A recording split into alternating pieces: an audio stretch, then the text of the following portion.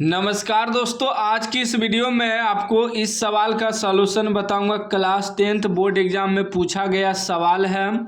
कह दो समरूप त्रिभुजों के क्षेत्रफलों का अनुपात 100:81 है तो उनकी संगत मध्यिकाओं का अनुपात है। देखिए, बहुत विद्यार्थी इस तरह का सवाल छोड़ के आ जाता है एग्जाम में। मैं आपको लॉन्ग विधि भी बताऊंगा और शॉर्ट विधि भी बताऊंगा कि ऑब्जेक्टिव में तुरंत आंसर कैसे निकाल सकते हैं, ठीक ना।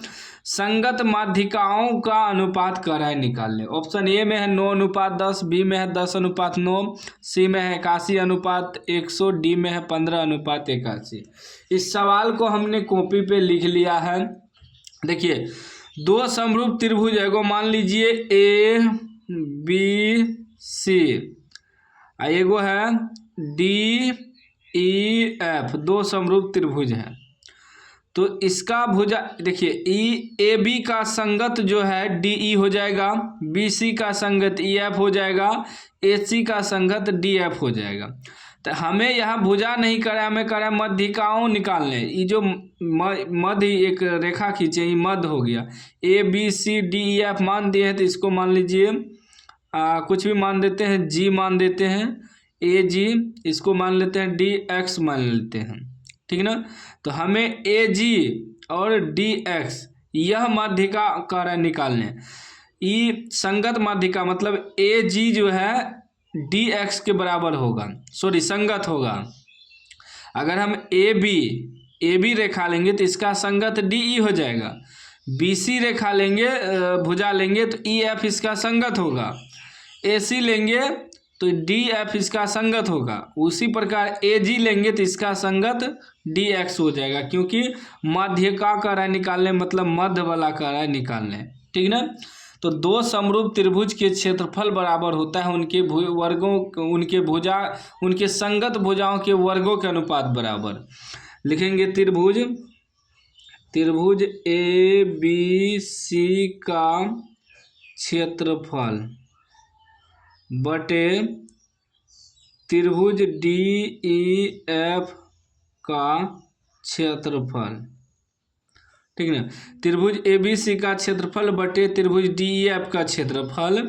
तो इसका सूत्र होता है उनके संगत भुजाओं के वर्गों के अनुपात। संगत भुजा, यदि हम ए बी लेंगे तो डी ई लेना होगा, बी सी लेंगे तो ई एफ लेंगे, ए सी लेंगे तो डी एफ लेंगे। यहाँ हमें माध्यिकाओं निकालना है तो ई मध्यिका हुआ तो ए जी का स्क्वायर बटे डी एक्स का स्क्वायर हो जाएगा।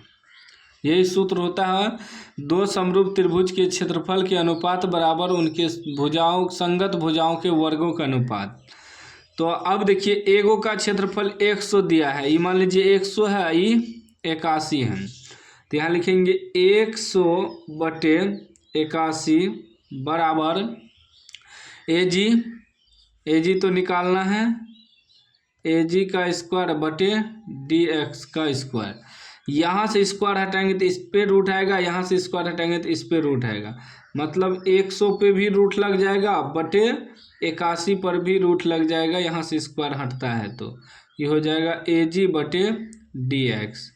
अब 100 का वर्गमूल 10 निकलेगा, 81 का वर्गमूल 9 निकलेगा, बराबर ए जी बटे डी एक्स। तो ये हमारा मध्यिकाओं निकल गया। मतलब आंसर क्या हो जाएगा, 10:9। 10/9 है तो 10:9 इसका आंसर हो जाएगा, जो कि ऑप्शन बी में है 10:9, ठीक ना। बी इसका राइट आंसर हो जाएगा। एक और शॉर्टकट ट्रिक क्या है, यदि क्षेत्रफल दिया रहे, माध्यिका निकालना है, भुजा निकालना है, तो सीधा रूट कर देना है। जैसे क्षेत्रफल 100 दिया है ना, तो इसका हमें माध्यिका के है निकालने या भुजा के है निकालने, सीधा रूट कर देना। यहाँ भी रूट करना पड़ा, सीधा रूट कर दीजिए। 100 का 10 निकलेगा, 81 का 9 निकलेगा। सीधा शॉर्टकट ऑप्शन के लिए ऑब्जेक्टिव में बनाना है। सवाल पढ़ लिए, देखें कि क्षेत्रफल दिया है, माध्यिका या भुजा निकालना है, यही रूट कर देंगे, ठीक है ना। यदि भुजा दिया है, क्षेत्रफल निकालना है तो स्क्वायर कर देंगे। अगर मान लीजिए आपको भुजा दे दे, भुजा का अनुपात 4:7, तो क्या करेंगे, क्षेत्रफल अगर कह रहा है निकालने क्षेत्रफल का अनुपात, तो स्क्वायर कर देंगे। 4 का स्क्वायर 16, 7 का स्क्वायर 49, ये आंसर हो जाएगा। क्षेत्रफल दिया रहे हैं 2 अनुपात, मान लीजिए एग्जाम्पल के लिए 2:3, हमें कह रहा है भुजा निकालने या मध्य का, तो रूट कर देंगे, 2 का रूट और 3 का रूट। ठीक है, ये शॉर्ट कोड ट्रिक हुआ कि ऑप्शन देखते ही सवाल पढ़ते ही आंसर निकाल दो, शॉर्ट कोड ट्रिक। वैसे विस्तार से बनाइएगा तो इसी प्रकार बनाना है, 2 नंबरा में पूछेगा तो, ठीक ना। तो उम्मीद है आप समझ गए होंगे कि 2 नंबरा में पूछे या ऑब्जेक्टिव में पूछे कैसे बनाना है।